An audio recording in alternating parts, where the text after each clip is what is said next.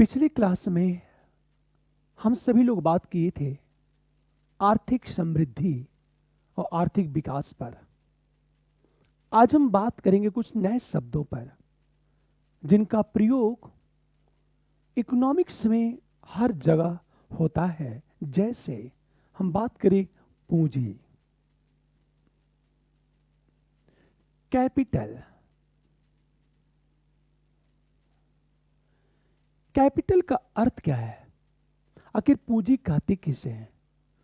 पूंजी का अर्थ होता है कि मानव द्वारा निर्मित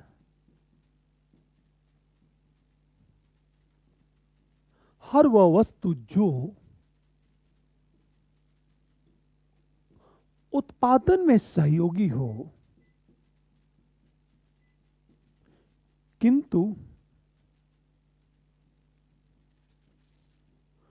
उत्पादन के दौरान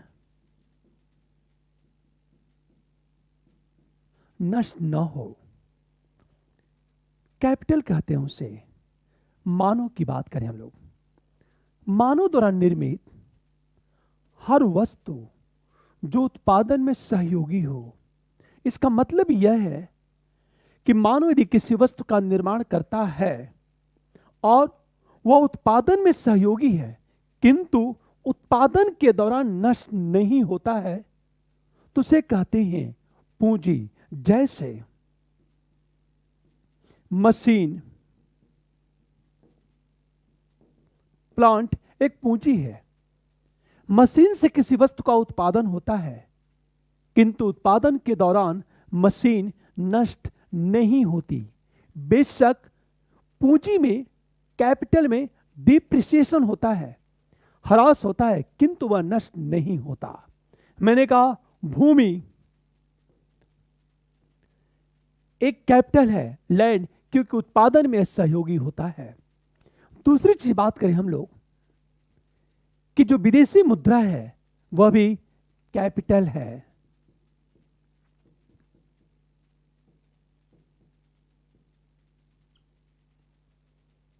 इसका अर्थ यह है, यदि हम कैपिटल को परिभाषित करें तो पूंजी का अर्थ है मानव द्वारा निर्मित हर वस्तु जो उत्पादन में सहयोगी हो किंतु उत्पादन के दौरान नष्ट न हो। जैसे मशीन, प्लांट, भूमि, विदेशी मुद्रा, ये सब के सब कैपिटल हैं। प्रश्न यह उठा कि जब हम कैपिटल की बात करते हैं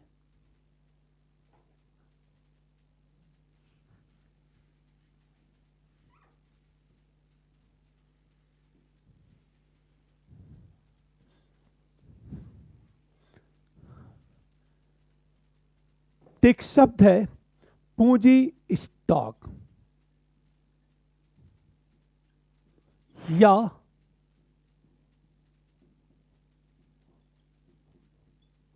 पूंजी निर्माण, कैपिटल फॉर्मेशन।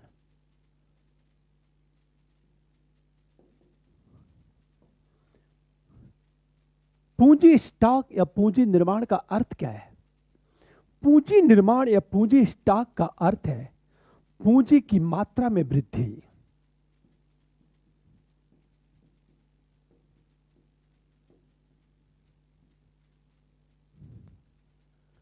अर्थात पूंजी की मात्रा में निरंतर वृद्धि हो तो उसे कहते हैं कैपिटल फॉर्मेशन। प्रश्न यह उठता है कि कैपिटल फॉर्मेशन के लिए क्या जरूरी है? यदि इसकी बात करें तो सबसे पहले कहा जाता है कि बचत होनी चाहिए। सेविंग की बात करें हम लोग, लेकिन क्या बचत करने मात्र से पूंजी का निर्माण होगा?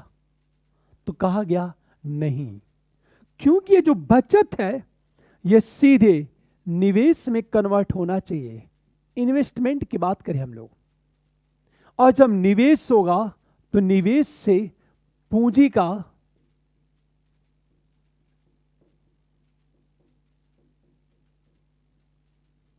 निर्माण होगा। ये जो सेविंग है, बचत है, इस बचत को निवेश में रूपांतरित होना जरूरी है। अब निवेश कैसे होगा? इसके लिए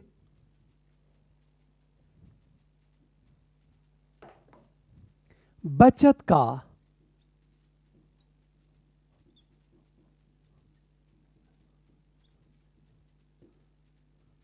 गतिशीलन होना चाहिए। बचत के गतिशीलन में भूमिका होती है बैंक या फिर वित्तीय, हम संस्था की बात करें।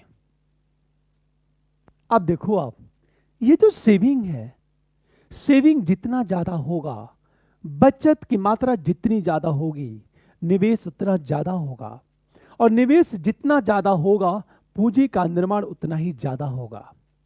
लेकिन ये बचत निवेश में तभी कन्वर्ट होगा, रूपांतरित होगा, जब बचत का गतिशीलन हो, और बचत के गतिशीलन में बैंक और वित्तीय संस्था का मजबूत होना आवश्यक है। वस्तुतः इस बचत के गतिशीलन में बैंक और वित्तीय संस्था ही एक बड़ी भूमिका निभाते हैं। मान लिया जाए कि बचत जीरो हो गया, यदि सेविंग जीरो होगी तो निवेश जीरो हो जाएगा, और निवेश जीरो हुआ तो पूंजी का निर्माण भी जीरो हो जाएगा, शून्य हो जाएगा। बचत की मात्रा जितनी ज्यादा होगी, निवेश उतना ज्यादा होगा, यदि निवेश उतना ज्यादा हुआ तो पूंजी का निर्माण भी ज्यादा होगा। अब एक चीज सोचो, पहली चीज, बचत कैसे ज्यादा हो? तो बचत को प्रमोट करने के लिए गवर्नमेंट अनेक योजनाएं चलाती है। जैसे म्यूचुअल फंड की बात करें हम लोग, सरकार क्या करती है कि बैंक में जमा पर ब्याज ज्यादा देती है, तो बचत की मात्रा बढ़ जाएगी। लेकिन यह बचत हो, पर यदि बैंक या वित्तीय संस्था बहुत कमजोर हो जाए, मान लिया जाए यह संस्था अत्यंत कमजोर है, यदि यह संस्था अत्यंत कमजोर हो गई तो लोगों का विश्वास इस पर खत्म हो जाएगा। परिणामतः यह बचत निवेश में कन्वर्ट नहीं हो पाएगा। यदि निवेश में कन्वर्ट नहीं हुआ तो पूंजी का निर्माण भी नहीं हो पाएगा। इसलिए यह कहा जाता है कि पूंजी के निर्माण की शर्त यह है, सेविंग तो ज्यादा हो ही, बैंक और वित्तीय संस्था भी अत्यंत मजबूत हो। अक्सर दुनिया के जितने गरीब देश हैं, वो गरीब इसलिए हैं क्योंकि वहां बचत बहुत कम है। दूसरी चीज, बैंक और वित्तीय संस्था कमजोर है। यदि ये कमजोर हुआ, बचत कम हुआ, तो निवेश में कन्वर्ट नहीं होगा, और निवेश में कन्वर्ट नहीं हुआ तो पूंजी का निर्माण भी नहीं हो पाएगा। जैसे ये कहा जाता है कि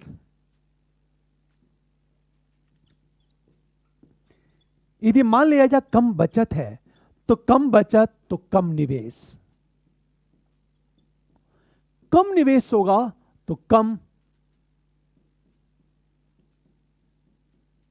औद्योगिकरण, औद्योगिकरण कम होगा तो कम रोजगार, और बड़ी सी रीजन ये है पूंजी का निर्माण कम। अब सोचो, एक गरीब देश गरीब इसलिए होता है क्योंकि उसकी बचत कम होती है। कम बचत होगी तो निवेश कम होगा, लो सेविंग लो इन्वेस्ट।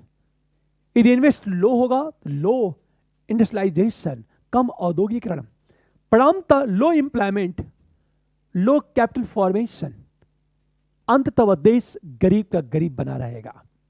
अब देखो आप, इसका अर्थ यह है कि दुनिया के जितने भी विकसित देश हैं, उन विकसित देशों में पूंजी का निर्माण सबसे ज्यादा होता है। पूंजी का निर्माण सबसे ज्यादा इसलिए होता है कि बचत ज्यादा है और निवेश ज्यादा है, और दोनों के बीच की जो कड़ी है, बैंक और वित्तीय संस्था, यह भी बहुत ज्यादा मजबूत है। परंतु दुनिया के गरीब देश या विकासशील देशों में एक तो उनकी बचत कम है, दूसरी तरफ उपभोग ज्यादा है। अर्थात जो इनकम जनरेट करते हैं, जो पैसा कमाते हैं, वह मूलभूत आवश्यकता को पूरा करने में खर्च कर देते हैं, ऐसी स्थिति में उनकी बचत कम हो जाएगी। इसका मतलब ये बचत कम है, उपभोग ज्यादा है, निवेश भी कम है, तो पूंजी का निर्माण भी कम होगा। और जब पूंजी का निर्माण कम होगा तो स्वाभाविक है वह देश विकास नहीं कर पाएगा। जैसे चीन की बात करें, चीन में सेविंग ज्यादा है, बचत ज्यादा है, इससे चीन में निवेश भी ज्यादा, और जितना ज्यादा निवेश होगा पूंजी का निर्माण उतना ज्यादा होगा, और जितना ज्यादा कैपिटल फॉर्मेशन पूंजी का निर्माण होगा वह देश निरंतर विकास के पथ पर अग्रसर होता चला जाएगा। अब एक प्रश्न उठता है कि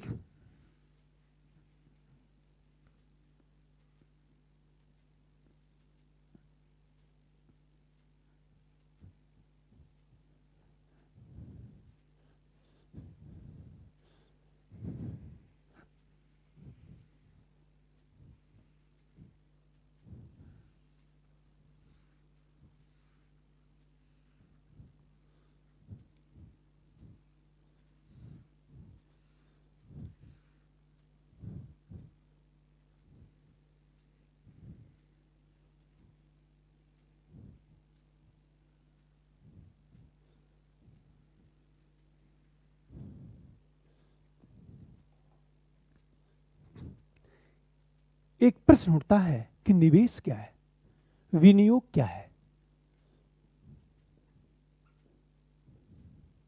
निवेश, विनियोग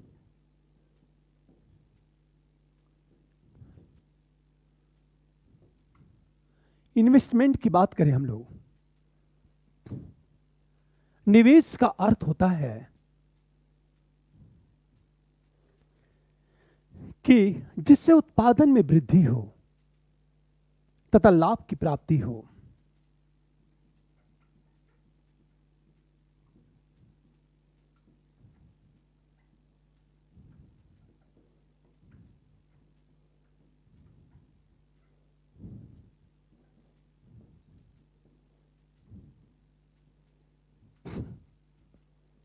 वस्तुतः खर्च और निवेश में अंतर होता है।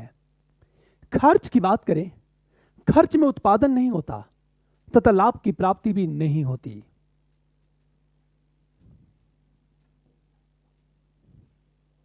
पर निवेश में, इन्वेस्टमेंट में उत्पादन में वृद्धि होती है तथा लाभ की प्राप्ति भी होती है। जैसे मैं आपको पढ़ाने के लिए एक मार्कर लेता हूं, मैंने मार्कर 20 रुपए में खरीद लिया तो ये निवेश है। क्यों? क्योंकि मार्कर के कारण मैं आपको पढ़ाने में सक्षम हो जाऊंगा, इससे मुझे फीस मिलेगी, मुझे लाभ की प्राप्ति होगी। तो मार्कर के लिए जो मैंने पैसा लगाया वह निवेश है। पर यदि मान लिया जाए कि मैंने एक शर्ट खरीद लिया, शर्ट खुद पहनने के लिए, तो यह खर्च है, क्योंकि शर्ट खरीदने मात्र से न तो उत्पादन में वृद्धि होगी तो न तो लाभ की प्राप्ति होगी। पर यदि मैंने किताबों में पैसा लगाया, ट्यूशन फीस दिया, तो निवेश है, क्योंकि मेरे ज्ञान का विकास होगा, मेरे विवेक का विकास होगा, तत्पश्चात मैं एक दक्ष श्रमिक बन जाऊंगा। ऐसी स्थिति में मुझे लाभ की प्राप्ति होगी। एक उदाहरण लेता हूं मैं आपसे। मान लिया जाए कि मैं अपने लिए आराम से सोने के लिए एसी खरीदता हूं, एसी 20,000 रुपए की एसी, ताकि सुकून की नींद आ जाए, तो वह खर्च है। पर मैंने क्लासरूम में एसी लगवा दिया ताकि ज्यादा से ज्यादा बच्चे क्लास में आए, फीस की प्राप्ति ज्यादा हो, तो वह निवेश है। खुद चलने के लिए हमने गाड़ी खरीद ली तो वह खर्च है। पर यदि गाड़ी खरीदने के बाद उसका उपयोग सवारी ढोने के लिए करने लगा तो वह निवेश है। इसका अर्थ यह है कि निवेश और खर्च की हम बात करें, दोनों अलग अलग है। निवेश की जब बात की जाती है तो उत्पादन में वृद्धि होती है तथा लाभ की प्राप्ति होती है, वह निवेश है। किंतु खर्च में ऐसा नहीं होता है। आप सोचो, दुनिया का प्रत्येक देश अपनी अर्थव्यवस्था के विकास के लिए निवेश पर बल देता है। क्यों निवेश पर? कारण यह है कि जब अधिक निवेश होगा तो औद्योगिकरण अधिक,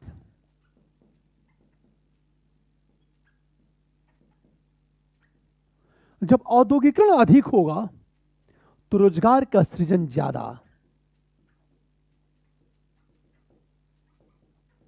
रोजगार का सृजन ज्यादा होगा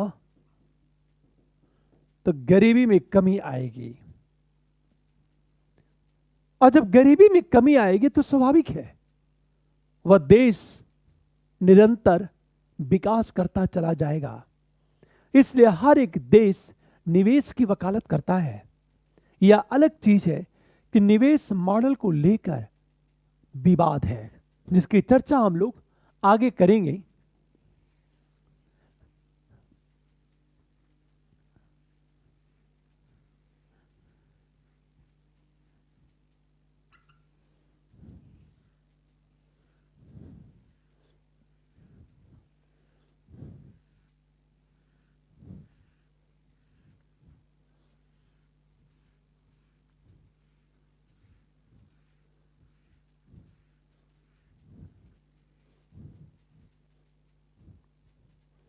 हम बात करें, इस प्रकार हमने बचत की बात देखी और निवेश की बात देखी, पर एक प्रश्न उठा कैपिटल के साथ, पूंजी के साथ, जिसका प्रयोग बार बार होता है, पूंजी उत्पाद अनुपात।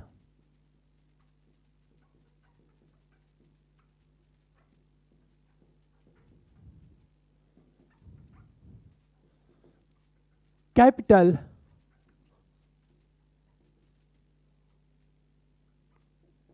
Output ratio. हम पूंजी उत्पाद अनुपात की बात करें, कैपिटल आउटपुट रेशियो की बात करें, ये होता क्या है? इसका सामान्य अर्थ है उत्पादन की इकाई में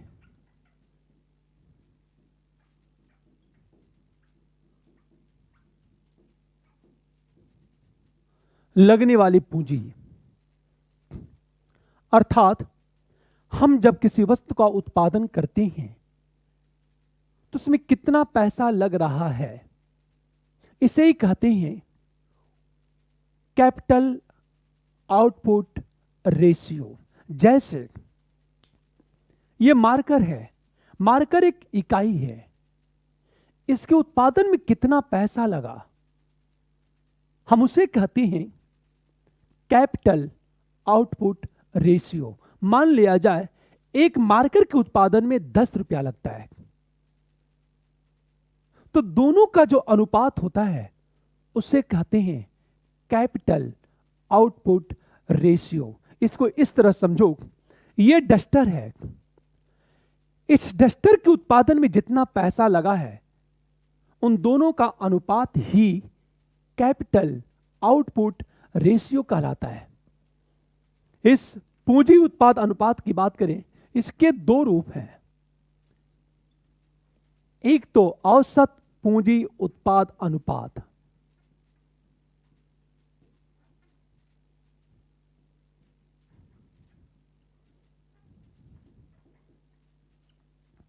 इसको कहते हैं एवरेज कैपिटल आउटपुट रेशियो, एक और दूसरा होता है वृद्धिमान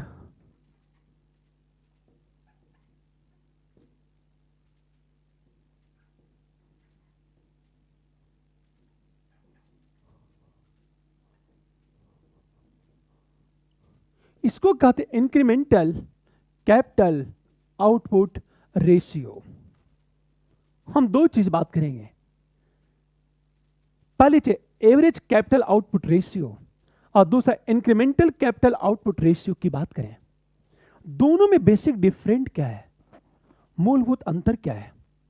औसत पूंजी उत्पाद अनुपात, औसत पूंजी उत्पाद अनुपात की बात करें, कितना प्रोडक्शन हुआ और कुल उत्पादन में लगने वाली कुल पूंजी का अनुपात।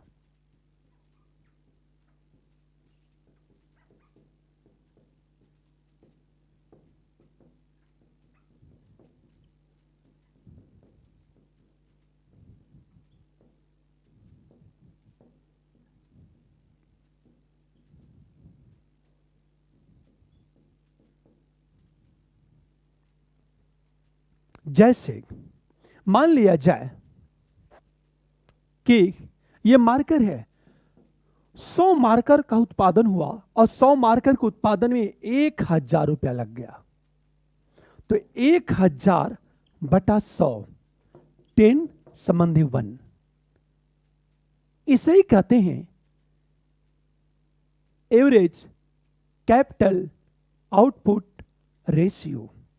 ध्यान दो, टोटल प्रोडक्शन, कुल उत्पादन में लगने वाले कुल पूंजी का अनुपात, जितना हमने प्रोडक्शन किया है, जितना उत्पादन किया है और कुल उत्पादन में कितना पैसा लगा, इन दोनों का अनुपात ही capital output, capital average capital output ratio कहलाता है। जैसे 100 मार्कर का उत्पादन किया और 100 मार्कर के उत्पादन में 1000 रुपया खर्च हो गया, तो 1000 रुपया बटा 100 अर्थात 10 संबंधी 1, ये है कैपिटल आउटपुट रेशियो। अब एक चीज सोचो, इंक्रीमेंटल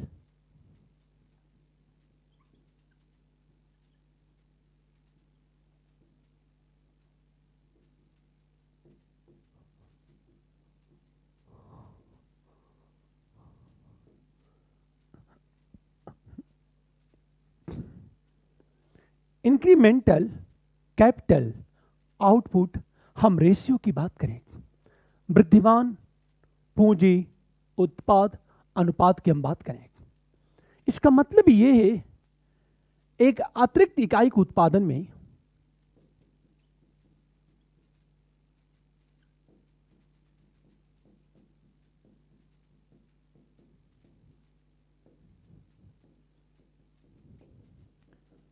लगने वाली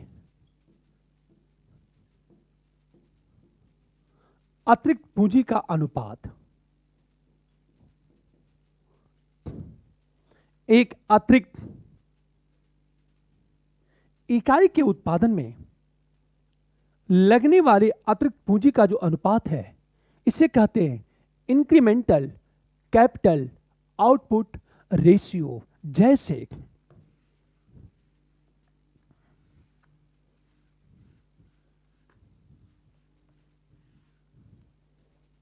मान लिया जाए 100 मार्कर है, 100 मार्कर के उत्पादन में 1000 रुपया खर्च हुआ। इन दोनों का अनुपात निकाला जाए तो औसत पूंजी उत्पाद अनुपात कहलाएगा।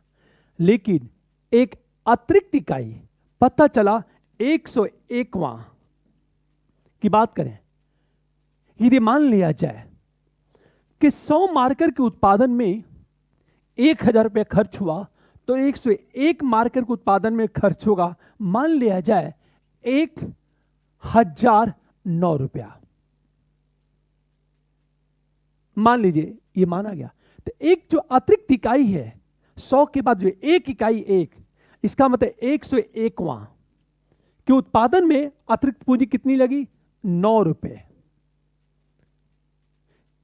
अब सोचो जरा, तो एक अतिरिक्त इकाई के उत्पादन में जो अतिरिक्त पैसा लगा, इन दोनों का जो अनुपात है उसे कहते हैं आयकार, इंक्रीमेंटल कैपिटल आउटपुट। हम रेशियो की बात करें, इस प्रकार आपने ये देखा कैपिटल आउटपुट रेशियो क्या होता है।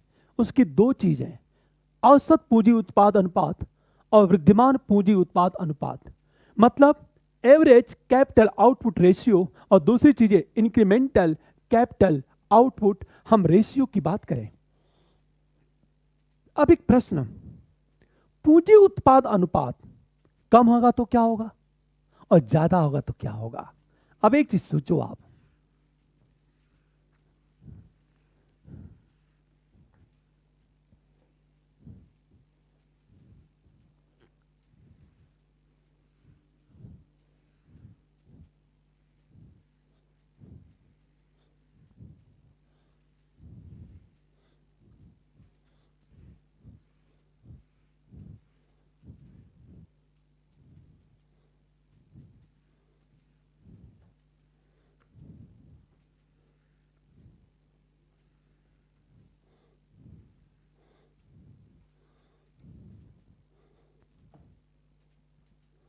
प्रश्न ये उठा कि पूंजी उत्पाद अनुपात, यदि मान लो पूंजी उत्पाद अनुपात कम है, यदि पूंजी उत्पाद अनुपात कम होगा तो स्वाभाविक है उत्पाद, इसका मतलब है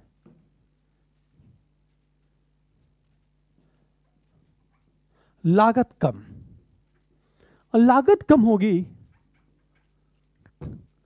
तो उत्पाद सस्ता होगा, उत्पाद यदि सस्ता होगा तो उत्पाद की मांग ज्यादा, उत्पाद की मांग यदि ज्यादा होगी तो फिर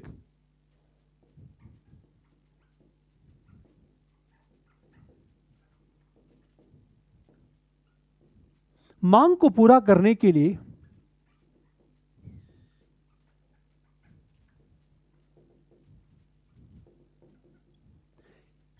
उत्पादन में वृद्धि करनी होगी। इसके लिए क्या करना होगा,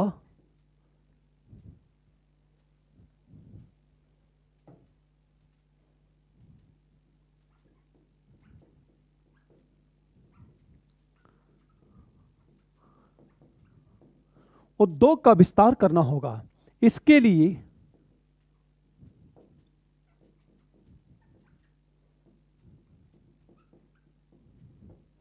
यदि उद्योग का विस्तार हुआ तो स्वाभाविक है रोजगार का सृजन होगा।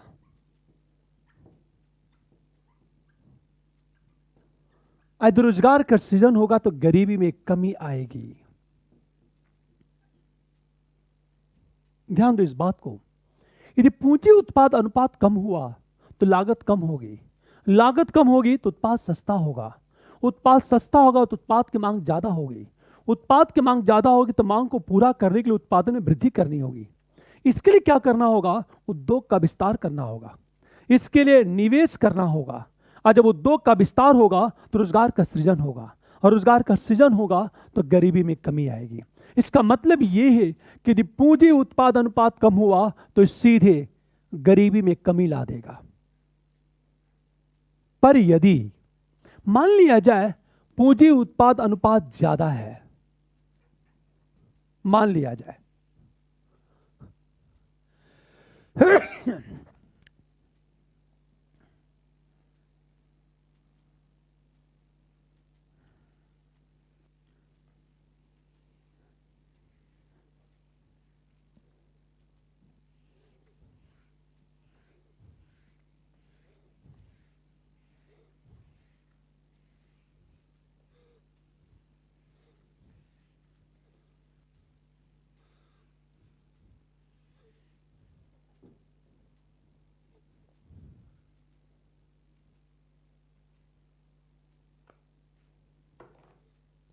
यदि पूंजी उत्पाद अनुपात ज्यादा हुआ तो लागत ज्यादा, लागत ज्यादा होगा तो उत्पाद महंगा, उत्पाद महंगा होगा तो उत्पाद की मांग कम।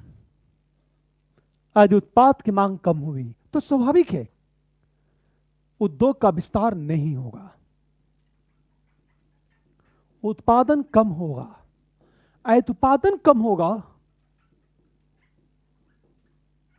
तो उद्योग का विस्तार कम, और उद्योग का विस्तार कम होगा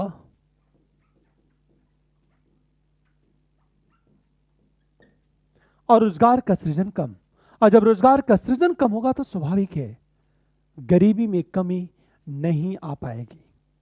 इसलिए दुनिया का प्रत्येक देश यह कोशिश करता है कि सस्ते दर पर उत्पाद का निर्माण किया जाए। यह अलग चीज है कि सस्ते दर पर किसी भी उत्पाद का निर्माण करने के लिए सस्ते श्रमिक चाहिए। इस दुनिया के जिन देशों में सस्ते श्रमिक बड़े पैमाने पर उपलब्ध होते हैं उन देशों में उत्पाद सस्ता बनता है, और वह देश सस्ती वस्तुएं पूरी दुनिया में निर्यात करता है। जैसे चाइना, चीन की बात करें, चीन बहुत सस्ते दर पर उत्पाद का निर्माण करता है। क्यों? क्योंकि चीन में जो श्रम की लागत है वह बहुत कम है। अब एक प्रश्न ये उठा, क्या पूंजी उत्पाद अनुपात का कम होना सदैव लाभकारी है। एक चीज देखा जाए,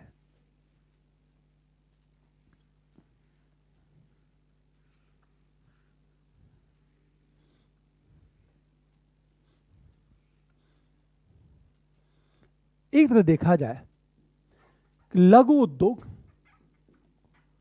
की बात करें, इसमें जो पूंजी उत्पाद अनुपात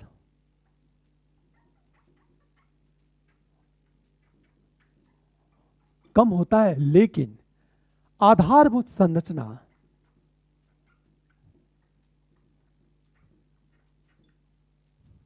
भारी उद्योग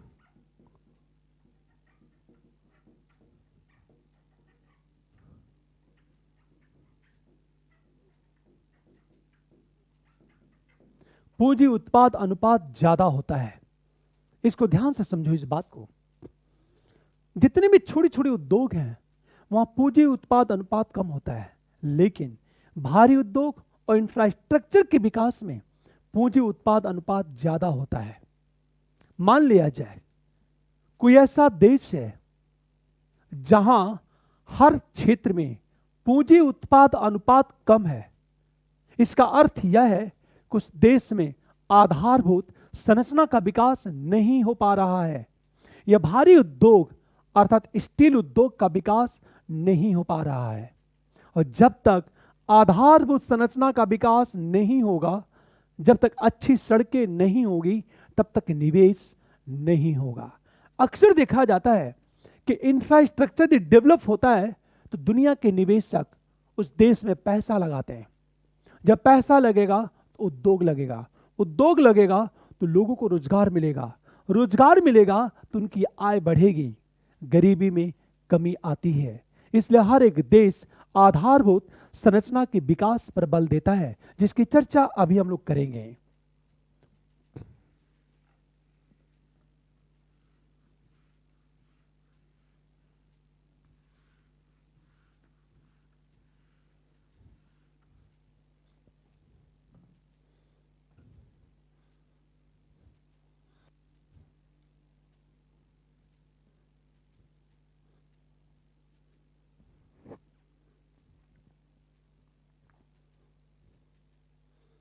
पहली चीज।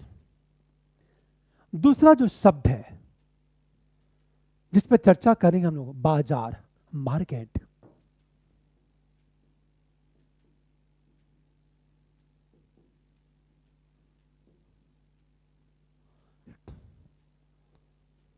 मार्केट का मतलब होता है जहां वस्तु या सेवा की खरीदी बिक्री होती हो, हम उसे बाजार कहते हैं। इसका मतलब यह है ऐसा स्थान जहां वस्तु,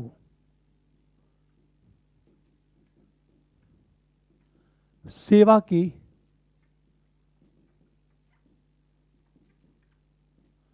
खरीद बिक्री होती है, उसे कहते हैं मार्केट, उसे बाजार कहा जाता है। फॉर एग्जाम्पल, मान लिया जाए कोई शॉपिंग मॉल है, वहां बहुत सारी वस्तुएं बेची और खरीदी जाती हैं, वो बाजार है।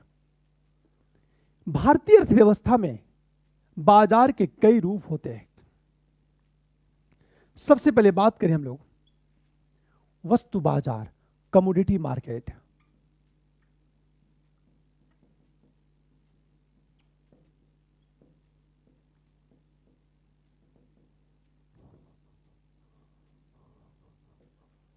दूसरी चीज पूंजी बाजार,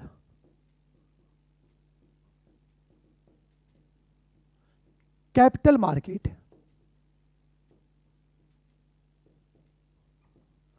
हम तीसरी चीज बात करें साधन बाजार,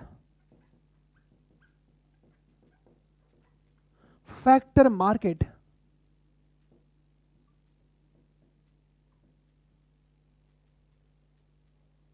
की हम बात करें, और एक सबसे बड़ी चीज है विदेशी मुद्रा बाजार।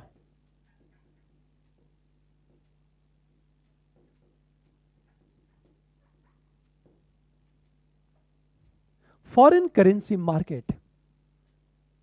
व्यवहार में इन शब्दों का प्रयोग अक्सर होता है, जैसे वस्तु बाजार, कमोडिटी मार्केट। कमोडिटी मार्केट का मतलब होता है ऐसा बाजार जहां वस्तुओं की खरीद बिक्री होती हो। जहां वस्तु की खरीद बिक्री होती है उसे कहते हैं कमोडिटी मार्केट। कैपिटल मार्केट का मतलब क्या होता है? जहां बचत तो पूंजी की खरीद,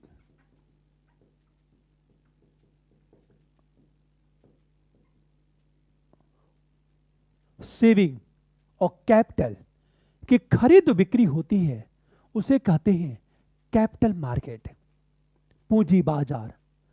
सामान्यतः पूंजी बाजार में दीर्घकाल के लिए लेन देन होती है। तीसरी चीज फैक्टर मार्केट, साधन बाजार। साधन बाजार का मतलब है जहां श्रम की, लेबर की खरीद बिक्री होती है उसे कहते हैं फैक्टर मार्केट। अंत में आया फॉरेन करेंसी मार्केट, जहां विदेशी मुद्रा की खरीद बिक्री होती है उसे कहते हैं फॉरेन करेंसी मार्केट। इस प्रकार यदि मार्केट की बात की जाए, commodity market, capital market, factor market और फॉरेन करेंसी मार्केट।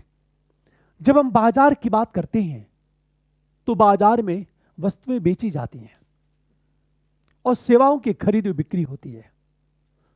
प्रश्न ये था कि गुड्स क्या है? हम गुड्स कहते किसे हैं? हम वस्तु कहते किसे हैं? और कितने तरह के गुड्स होते हैं? अक्सर देखा जाता है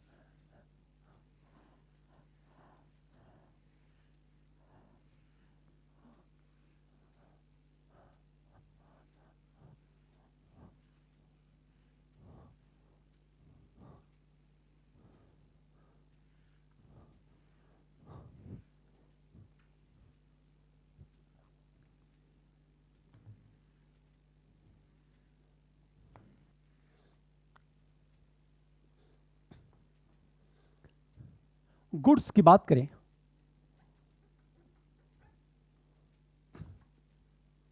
गुड्स होता क्या है, इसके कितने रूप होते हैं? तो सबसे पहले बात करें हम लोग नॉर्मल गुड्स।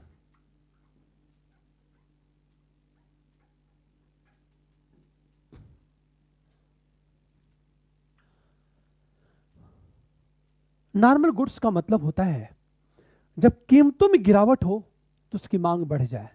इसका मतलब है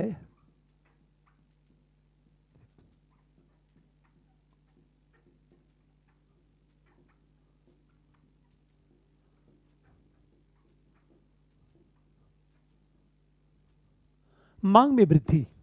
इसे कहते हैं नॉर्मल गुड्स। जैसे मान लिया जाए टमाटर की कीमत गिर गई तो उसकी मांग बढ़ जाएगी। टमाटर महंगा हो गया तो उसकी मांग कम हो जाएगी। Normal goods. जमीन की कीमतें गिर गई तो जमीन की मांग बढ़ जाएगी। जमीन की कीमतें बढ़ गई तो जमीन की मांग गिर जाएगी। जैसे छोटा सा एग्जांपल लेता हूं मैं, एसी एक नॉर्मल गुड्स है, क्योंकि जब एसी सस्ती होती है तो हर कोई एसी की खरीद करने लगता है, और एसी का रेट महंगा हो गया तो एसी की खरीद कम हो जाती है। इसे ही कहते हैं नॉर्मल गुड्स। इसका सामान्य अर्थ यही है, कीमतों में कमी आने से मांग में वृद्धि हो तो उसे कहते हैं नॉर्मल गुड्स।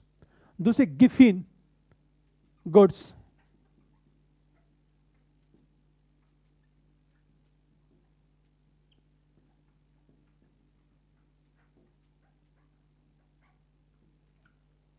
गिफिन गुड्स इसका सीधा उल्टा है।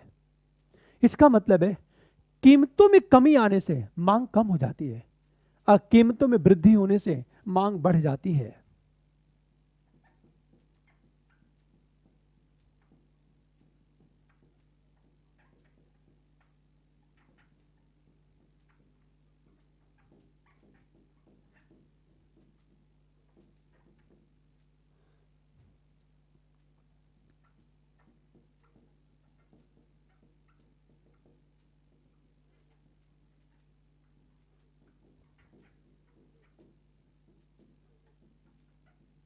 इसे कहते हैं गिवन गुड्स की बात करें। नॉर्मल गुड्स का सीधा उल्टा कर दो आप, उसे कहते हैं गिवन गुड्स। अर्थात कीमतों में कमी आएगी तो मांग कम हो जाएगी, और कीमतों में वृद्धि हो तो मांग बढ़ जाएगी। क्यों? क्योंकि जो गिवन वस्तुएं हैं वह स्टेटस सिंबल होती है, जबकि नॉर्मल गुड्स में क्या है, कीमतों में कमी आने से मांग में वृद्धि, और कीमतों में वृद्धि होने से मांग में कमी। जबकि ये क्या है, गिवन गुड्स, कीमतों में कमी आने से मांग में कमी, और कीमतों में वृद्धि से मांग में वृद्धि हो जाती है। इसे कहते हैं गिवन गुड्स कहते हैं इसे। दूसरा, जॉइंट गुड्स की बात करें हम लोग।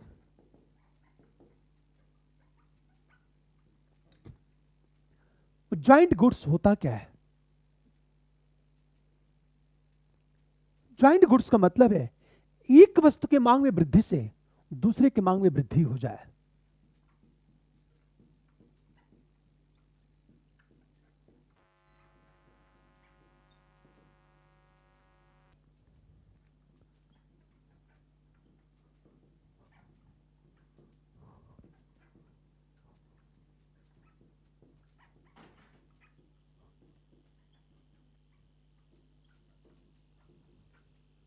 जैसे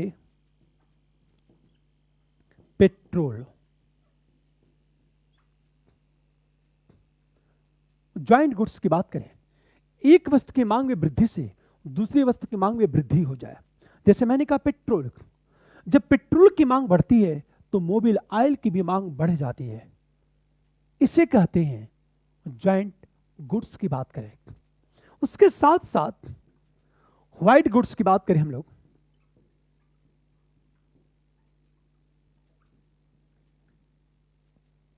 जितने में इलेक्ट्रॉनिक प्रोडक्ट है उसे व्हाइट गुड्स कहा जाता है।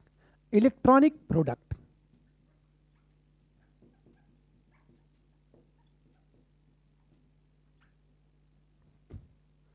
व्हाइट गुड्स कहा जाता है।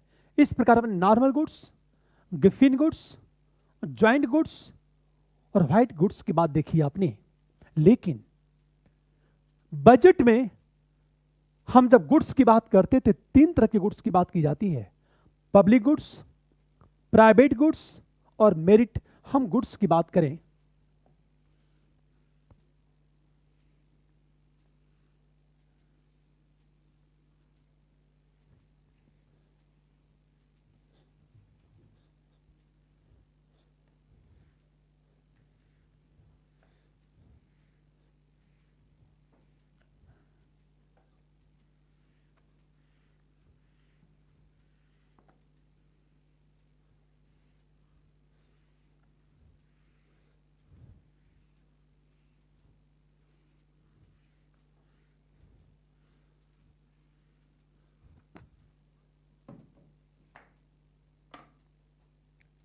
यदि हम बात करें बजट,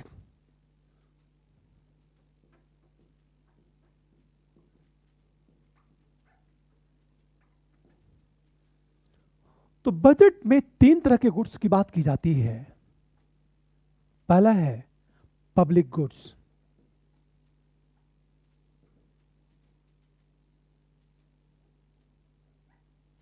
दूसरा है प्राइवेट गुड्स,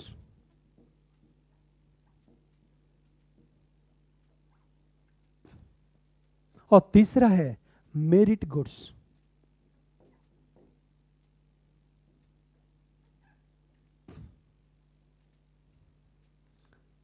बजट में पब्लिक गुड्स क्या है?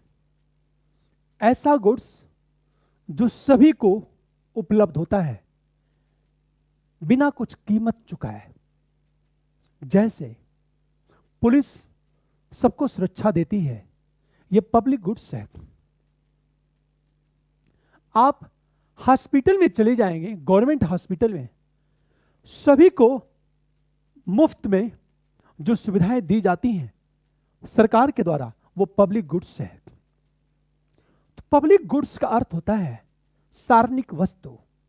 सार्वजनिक वस्तु का अर्थ होता है कि ऐसी वस्तुएं जो सभी को सरकार द्वारा उपलब्ध कराई जाती हैं किंतु इसकी कोई कीमत नहीं ली जाती है। जैसे गवर्नमेंट ने सड़क बना दिया, हर कोई सड़क का प्रयोग कर रहा है, यह पब्लिक गुड्स है। गवर्नमेंट ने हॉस्पिटल बना दिया, पता ये चला कि प्राइमरी स्कूल के एजुकेशन के लिए गवर्नमेंट ने योजना बनाई, वो पब्लिक गुड्स है। सार्वजनिक वस्तु जहां कीमत नहीं ली जाती, चाहे अमीर हो चाहे गरीब हो, सभी को समान रूप से उपलब्ध कराई जाती है, वो पब्लिक गुड्स है। प्राइवेट गुड्स का मतलब क्या होता है? जहां कीमत ली जाती है और जो कीमत चुकाने में सक्षम है उसे सुविधा मिलेगी, अन्यथा नहीं मिलेगी। जैसे एसी एक प्राइवेट गुड्स है, जो एसी की कीमत चुकाएगा उसे एसी मिलेगा, अन्यथा नहीं मिलेगा। मैंने कहा मार्कर एक प्राइवेट गुड्स है। मान लिया जाए कि सरकार ने सभी को मार्कर उपलब्ध करा दिया फ्री में, तब तो ये पब्लिक गुड्स होगा। पर सरकार उसकी कीमत लेने लगी और जो कीमत चुकाएगा उसे मार्कर मिलेगा, अन्यथा नहीं मिलेगा, तो फिर यह प्राइवेट गुड्स होगा। तीसरी चीज मेरिट गुड्स। मेरिट गुड्स में क्या है? समाज के कमजोर वर्ग को सुविधा दी जाती है।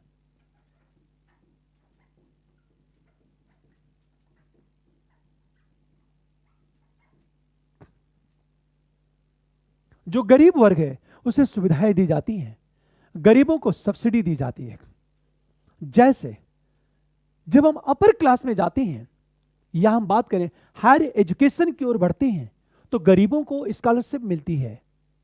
गरीबों को, समाज के अनुसूचित जाति जनजातियों को स्कॉलरशिप दी जाती है, वो मेरिट गुड्स है।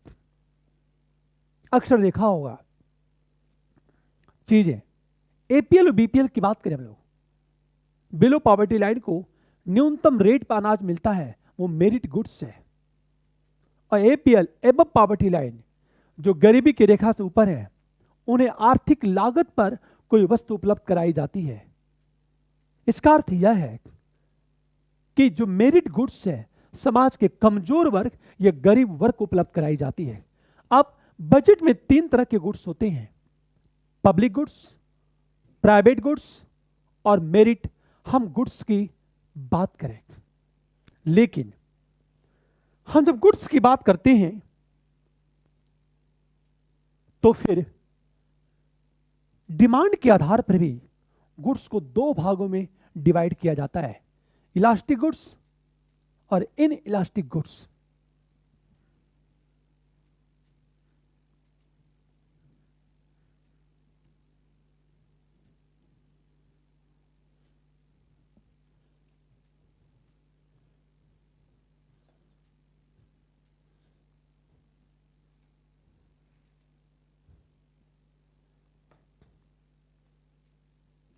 अब सोचो, हम गुड्स को पुनः 2 भागों में डिवाइड करते हैं, लोचदार वस्तुएं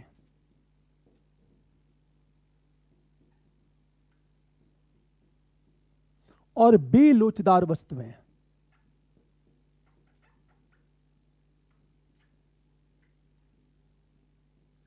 लोचदार का मतलब है इलास्टिक गुड्स की बात करें, इलास्टिक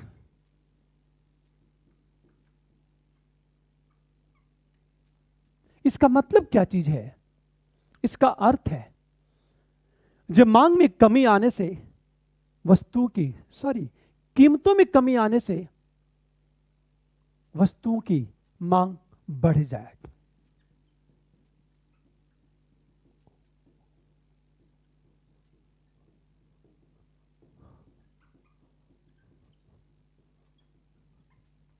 जैसे विलासिता की वस्तु,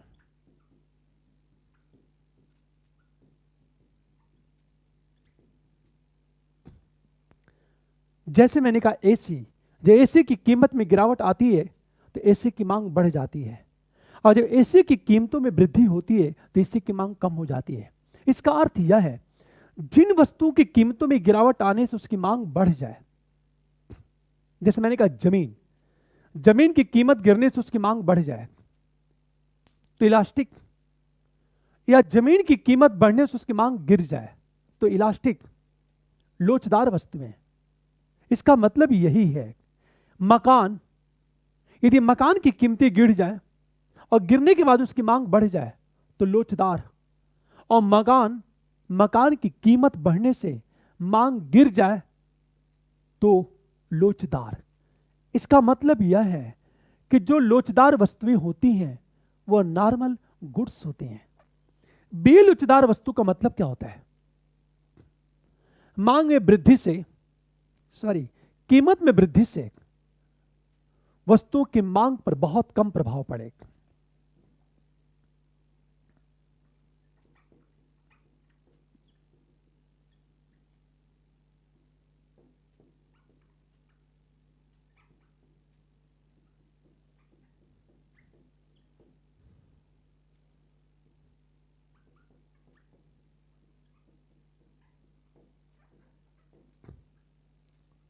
नौ है, जैसे जीने के लिए जो जो चीजें चाहिए। फॉर एग्जाम्पल, डॉक्टर की फीस लाख बढ़ जाए, एक मरीज डॉक्टर के पास अवश्य जाएगा। तो डॉक्टर की फीस बढ़ने के बावजूद डॉक्टर की मांग में कमी नहीं आती। नमक की कीमत में वृद्धि के बावजूद नमक की मांग में कमी नहीं आती। आटे की कीमत में वृद्धि के बावजूद आटे की मांग में कमी नहीं आती। ये सब के सब बेलोचदार वस्तुएं हैं। इसका मतलब यह है, बेलोचदार वस्तु की बात, कीमत में वृद्धि से वस्तु की मांग में ज्यादा कमी न आए। इस प्रकार आपने दो चीज देखा, एक है लोचदार वस्तुएं और दूसरा है बेलोचदार वस्तुएं। इस प्रकार गुड्स की यदि बात करें तो normal goods, Giffen goods, joint goods, white goods. Budget के अनुसार देखा जाए, बजट के अनुसार देखा जाए तो public goods, private goods, merit goods और अंततः इलास्टिक गुड्स और इन इलास्टिक गुड्स की बात करें। इस प्रकार ये गुड्स की चर्चा पुनः हम बात करेंगे।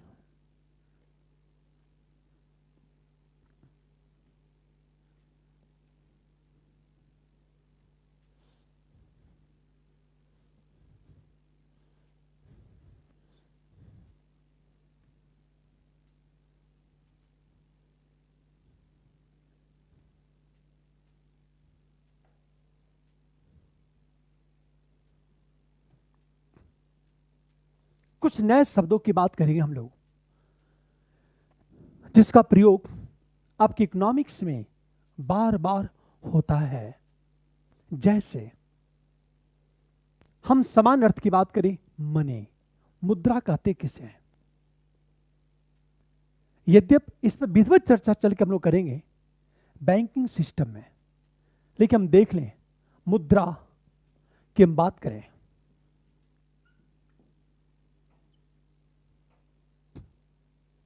मनी कहते किसे हैं? मनी का अर्थ क्या है? क्या मार्कर को मनी कहा जा सकता है? आखिर मुद्रा होती क्या है?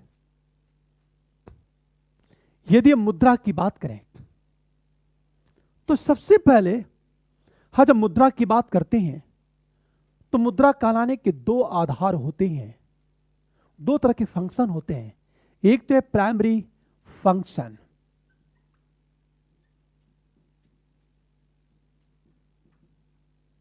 और दूसरा है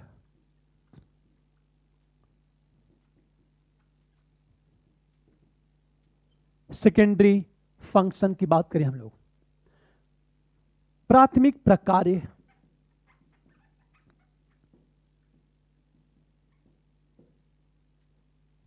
प्राथमिक प्रकार में दो चीजें होती हैं। एक है मीडियम ऑफ एक्सचेंज, विनिमय का माध्यम,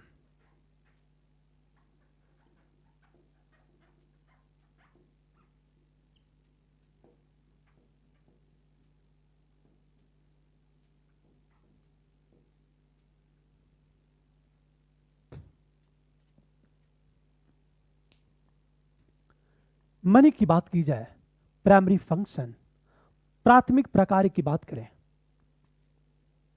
प्राइमरी फंक्शन में दो चीजें हैं। पहली चीज, मनी कहलाने के लिए विनिमय का माध्यम होना चाहिए। विनिमय का माध्यम, the medium of exchange. For example, मान लीजिए मैं कोई चीज ले गया दुकानदार के पास और दुकानदार ने उसके बदले कोई वस्तु मुझे दे दी, तो हमने एक्सचेंज कर लिया। हम किसी को 10 रुपए का नोट देते हैं तो उसके बदले दुकानदार मुझे कोई वस्तु दे देता है, एक्सचेंज कर लेते हैं।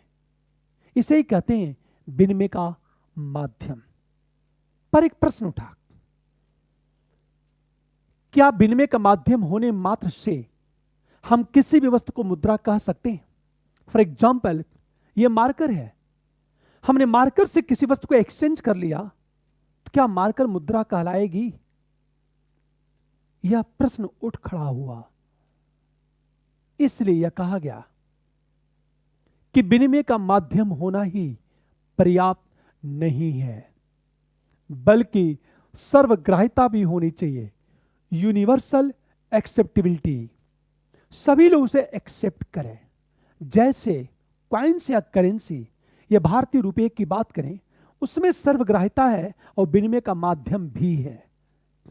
आप 10 रुपए का नोट किसी दुकानदार के पास ले जाते हैं तो बदले में कोई वस्तु दे देता है और उसमें सर्वग्राह्यता भी है, क्योंकि एक दुकानदार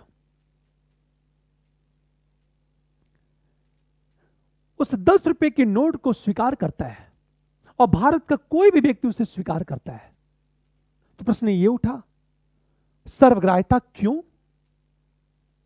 क्योंकि उस करेंसी के पीछे सरकार की साख लगी होती है, क्रेडिट लगी होती है।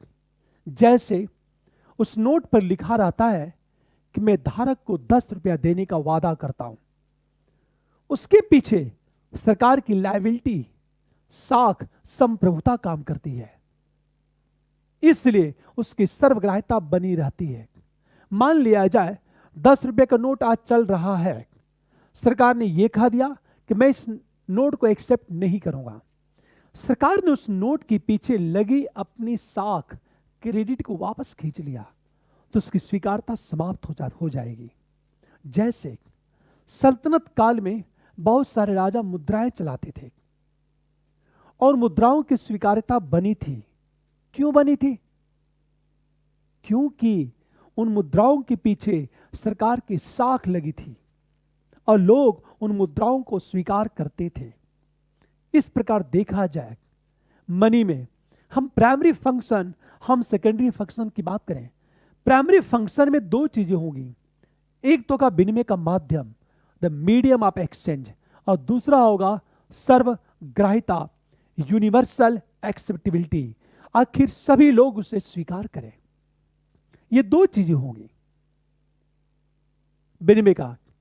यदि मार्कर विनिमय का माध्यम बन गया और सभी लोगों ने इसे एक्सेप्ट कर लिया, तो यह भी मनी कहलाएगा। दूसरी चीज, सेकेंडरी फंक्शन में स्टोर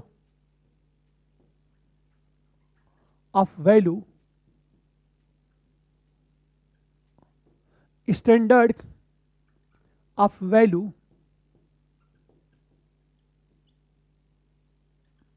यूनिट ऑफ वैल्यू की बात करें। इस प्रकार मुद्रा की बात करें, मुद्रा में दो चीजें आती हैं, एक प्राइमरी फंक्शन और दूसरा है सेकेंडरी फंक्शन। इतनी बातें अभी हम लोग बहुत बेसिक चीज समझ रहे हैं, टर्म्स को समझ रहे हैं। इस पर हम लोग विधिवत चर्चा करेंगे जब हम लोग मुद्रा बाजार का अध्ययन करेंगे, बैंक का अध्ययन करेंगे, तो इसकी चर्चा हम लोग करेंगे कि आखिर मनी में क्या क्या चीजें होती हैं। अभी मैं आपको बहुत बेसिक चीज बता रहा हूं, मैं मुद्रा, मनी। अब एक प्रश्न कि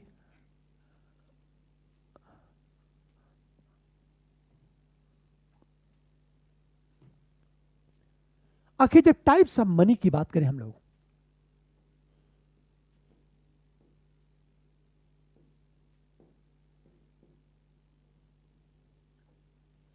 सबसे पहले बात करते हैं डियर मनी।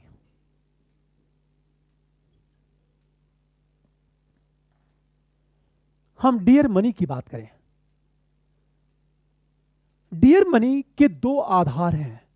डियर मनी ऐसी मुद्रा होती है जहां उच्च ब्याज दर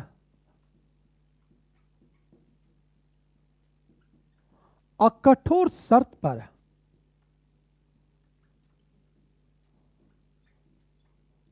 उधार प्राप्त हो, उसे कहते हैं डियर मनी।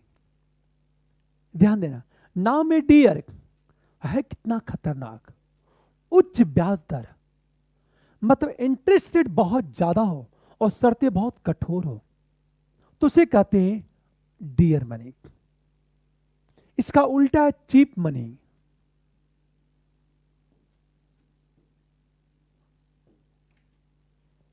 चीप मनी, सस्ती मुद्रा का अर्थ है कम ब्याज दर और आसान शर्त पर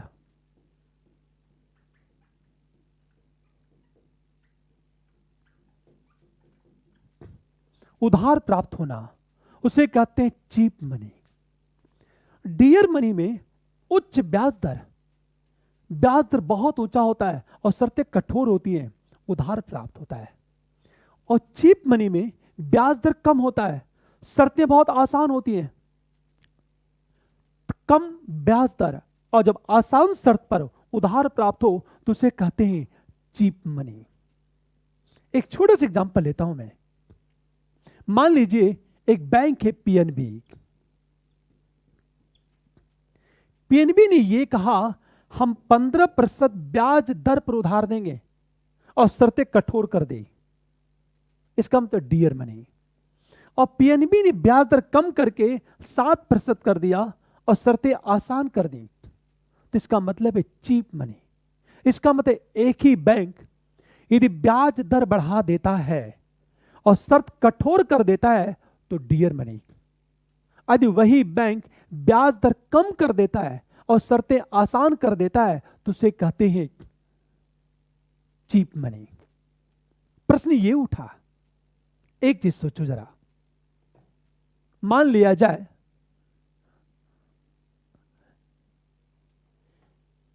जब ब्याज दर बढ़ जाएगा तो कोई उधार नहीं लेगा। इसको इस तरह समझो जरा कि डियर मनी यदि है तो ब्याज दर में वृद्धि, यदि ब्याज दर में वृद्धि हो गई तो क्या होगा? लोग उधार कम लेंगे।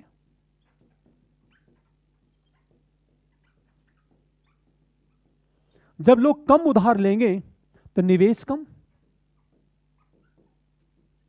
निवेश कम होगा,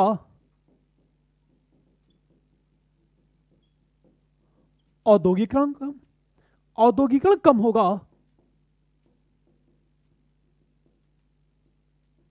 तो रोजगार का सृजन कम, और रोजगार का सृजन कम होगा तो गरीबी में वृद्धि आएगी।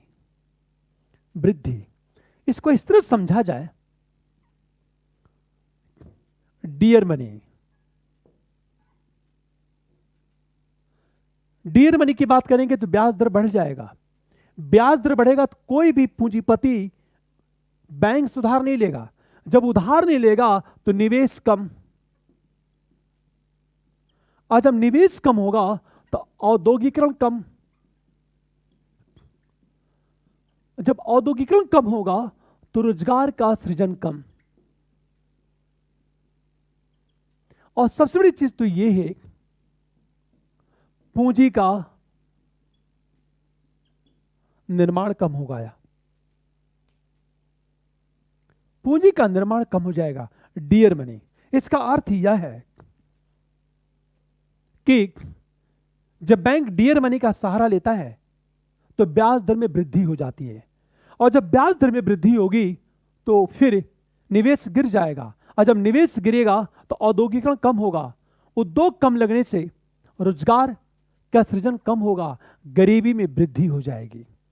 इस दुनिया के देश डियर मनी का सहारा विषम परिस्थितियों में लेते हैं, लेकिन यदि महंगाई बढ़ गई तो महंगाई को कंट्रोल करने के लिए बैंक डियर मनी का सहारा लेता है।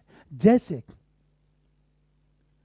महंगाई को कंट्रोल करने के लिए सरकार या बैंक की कोशिश होती है कि लोग खरीदारी कम करें, मांग कम कर दें। मांग तभी कम होगी जब लोगों के पास पैसा नहीं होगा। पैसा तभी नहीं होगा जब आसानी से उधार नहीं मिलेगा और उच्च ब्याज दर पर उधार मिलेगा, अर्थात डियर मनी की बात करें तो महंगाई को कंट्रोल करने के लिए बैंक डियर मनी का सहारा लेता है। पर यदि हम चीप मनी की बात करें,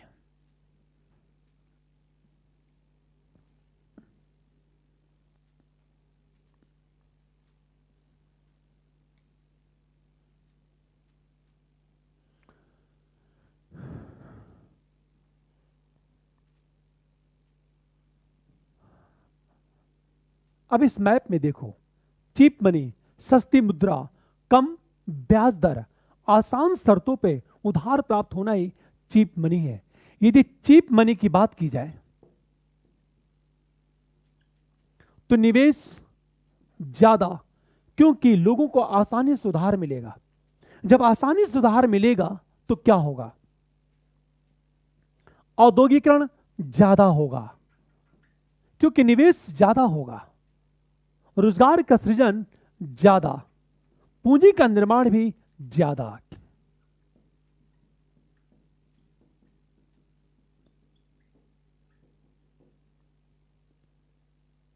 जैसे एक उदाहरण लेता हूं मैं आपसे।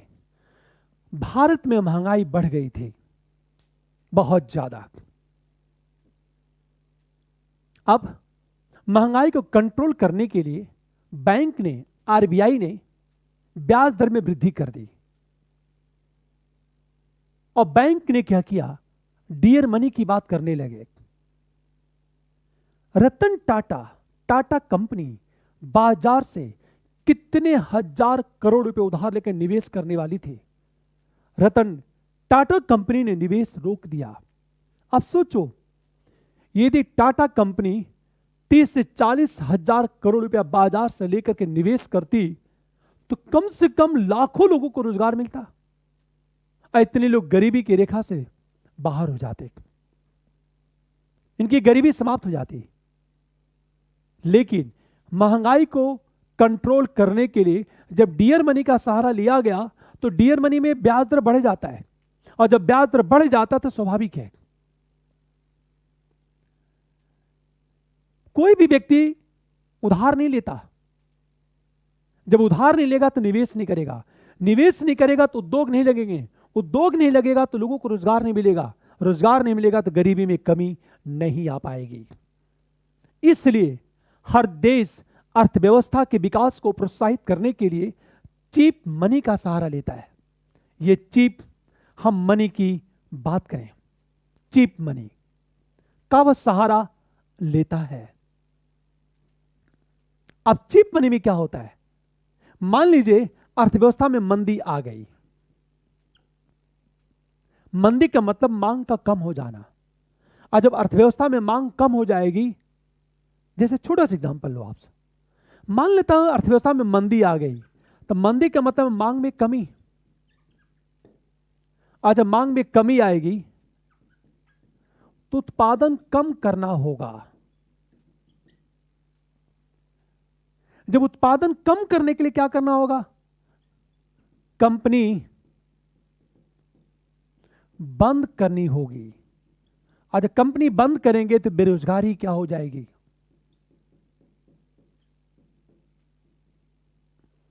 बेरोजगारी में वृद्धि होगी। अब एक चीज सोचो, एक छोटा सा एग्जांपल लेता हूं मैं आपसे। आपने एक दुकान खोल ली है। अक्सर सुना होगा आपने दुकानदार को कहते हुए, भैया बहुत मंदी है। इसका मतलब मांग कम है, इसका मतलब कस्टमर नहीं है, कोई खरीदार नहीं है। मांग कम हो जाना। अब क्या करेंगे आप? जब कस्टमर नहीं है तो दुकान में पैसा लगाए थे, जो कर्मचारी काम कर रहे हैं उनको वेतन भी तो देना है, अब उनको निकालना शुरू कर देंगे तो छटनी होगी, बेरोजगारी क्या होगी? बढ़ेगी। अब सोचो जरा, जब मंदी आएगी तो मांग में कमी, मांग में कमी आएगी तो उत्पादन कम करना होगा, कंपनी बंद करनी होगी, बेरोजगारी में वृद्धि होगी। हम चाहते हैं बेरोजगारी में वृद्धि न हो, तो कंपनी चलाना होगा। कंपनी तभी चलेगी जब डिमांड बनी रहे, और मांग में वृद्धि के लिए लोगों को आसान शर्तों पर उधार चाहिए, और आसान शर्तों पर उधार तभी मिलेगा, और कम ब्याज दर पर उधार तभी मिलेगा जब चीप मनी की बात की जाए। इसका मतलब है ये चीप मनी, मंदी को दूर करने के लिए हम चीप मनी का सहारा लेते हैं। इसमें दो बातें, डियर मनी का सहारा हम लोग लेते हैं इन्फ्लेशन, महंगाई को कंट्रोल करने के लिए, और चीप मनी का सहारा लेते हैं मंदी को दूर करने के लिए। तीसरा जो शब्द है हॉट मनी, नाम कितना खतरनाक है, हॉट।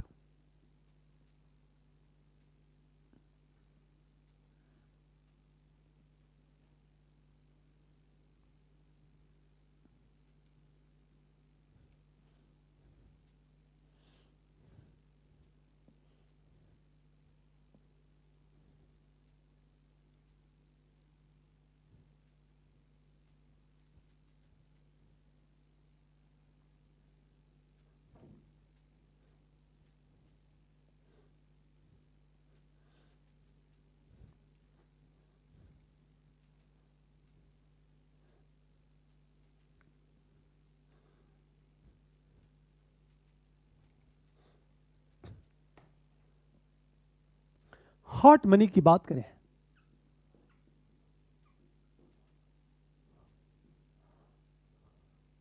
हॉट मनी का मतलब गर्म मुद्रा। एक चीज सोचिए, जब हवा गर्म होती है तो हल्की हो जाती है और कहीं और चली जाती है। उसी तरह हॉट मनी का मतलब है मुद्रा एक स्थान से दूसरे स्थान पर चली जाए।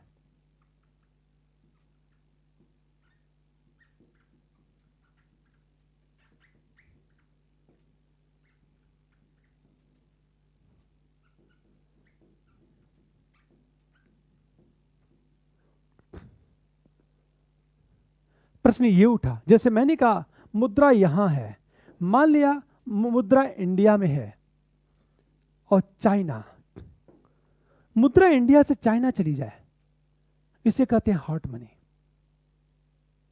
या मुद्रा चीन से इंडिया आ जाए, इसे कहते हैं हॉट मनी। अब एक प्रश्न उठा, आखिर मुद्रा इंडिया से चाइना कब जाएगी? जब ब्याज दर में परिवर्तन होगा। मान लेता इंडिया दे रहा 8% ब्याज, चाइना दे रहा 10% ब्याज, तो मुद्रा इंडिया से निकलेगी और चाइना चली जाएगी, विदेशी मुद्रा।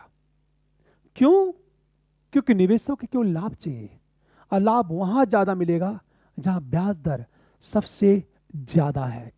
इसका मतलब ये है कि हॉट मनी का मतलब होता है ब्याज दर में परिवर्तन से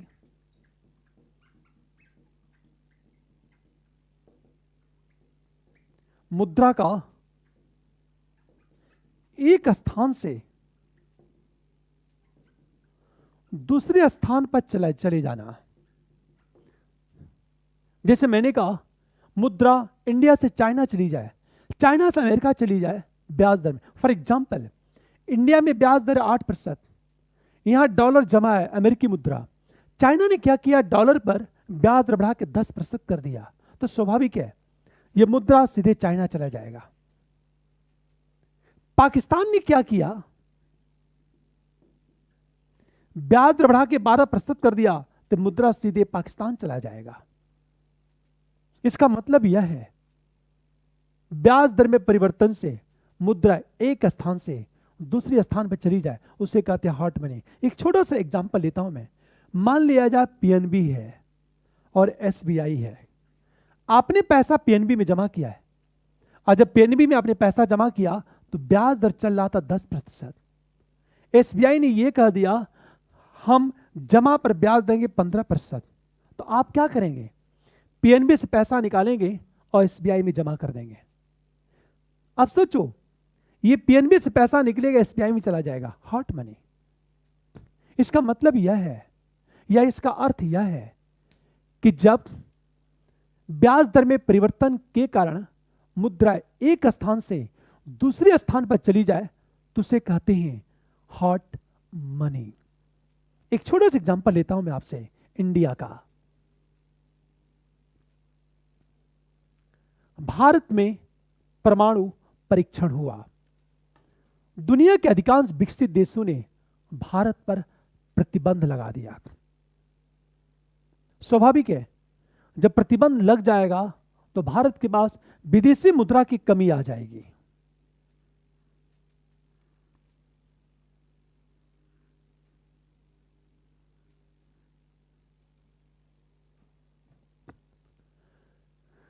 विदेशी मुद्रा की कमी आ जाएगी। तो इंडिया ने हार्ड मनी का सहारा कैसे लिया? मान लिया जाए अमेरिका में डॉलर पर ब्याज मिल रहा 6%। जर्मनी की मुद्रा थी मार्क, मार्क पर ब्याज मिल रहा 7%। ब्रिटेन की मुद्रा थी पौंड, पौंड पर ब्याज मिल रहा 7%। और जापान की मुद्रा है येन, येन पर ब्याज मिल रहा 8%। मान लो ये ब्याज दर है।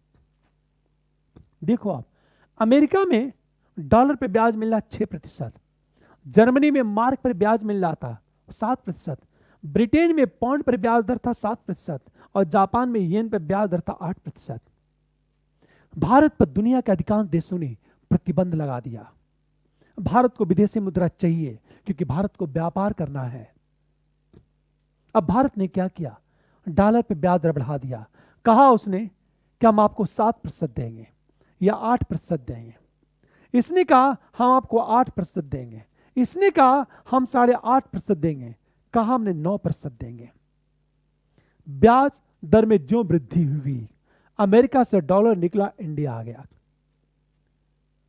अब सोचो, इंडिया ने ब्याज दर बढ़ा दिया, जर्मनी से मार्क निकला, इंडिया आया, ब्रिटेन से पाउंड निकला, इंडिया आ गया। जापान के लोग जापानी बैंक में जो येन जमा किए थे इंडिया में जमा करने लगे, क्योंकि इंडिया में ब्याज दर बढ़ा दिया गया। इसका यह लाभ हुआ कि बड़े पैमाने पर विदेशी मुद्रा इंडिया में आ गई। भारत व्यापार करने में सक्षम बना रहा।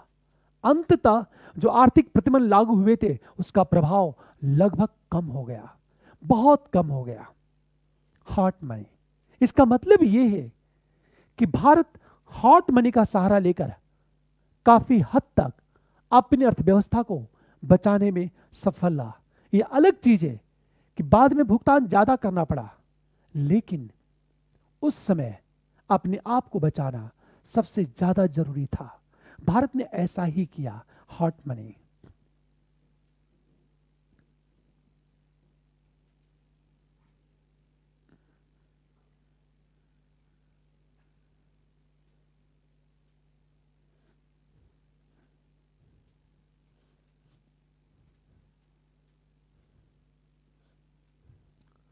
अब हम बात करते हैं हार्ड मनी।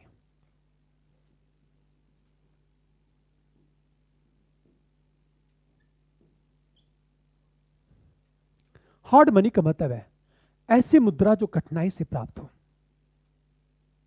हमेशा सिंपल शर्त है,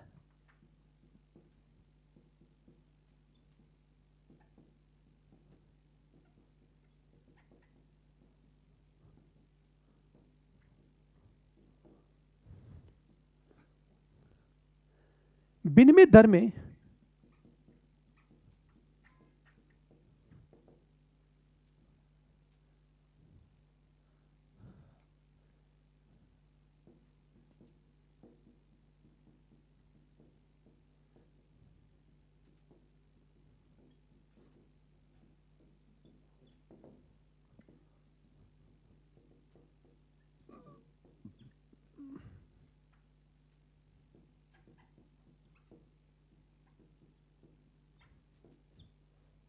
इसे कहते हैं हार्ड मनी। इसका मतलब है ऐसी मुद्रा जो कठिनाई से प्राप्त हो, अर्थात यदि एक्सचेंज किया जाए तो मूल्य में कमी ना आए, मांग ज्यादा हो। जैसे मैंने कहा डॉलर, हमेशा देखा होगा डॉलर की जो डिमांड है ज्यादा होती है डॉलर की सप्लाई की अपेक्षा।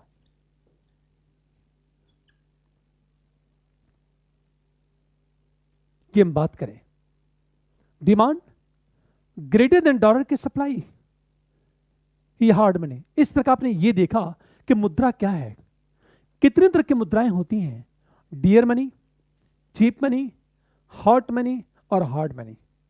एक बार मैं फिर कहना चाहता हूं कि मुद्रा के सभी पक्षों का अध्ययन चल के हम लोग करेंगे मुद्रा बाजार में। अभी मैं केवल कुछ शब्दों का अर्थ बता रहा हूं आपको। Thank you. अगली क्लास हम देखेंगे, आगे देखेंगे अगली क्लास में हम लोग।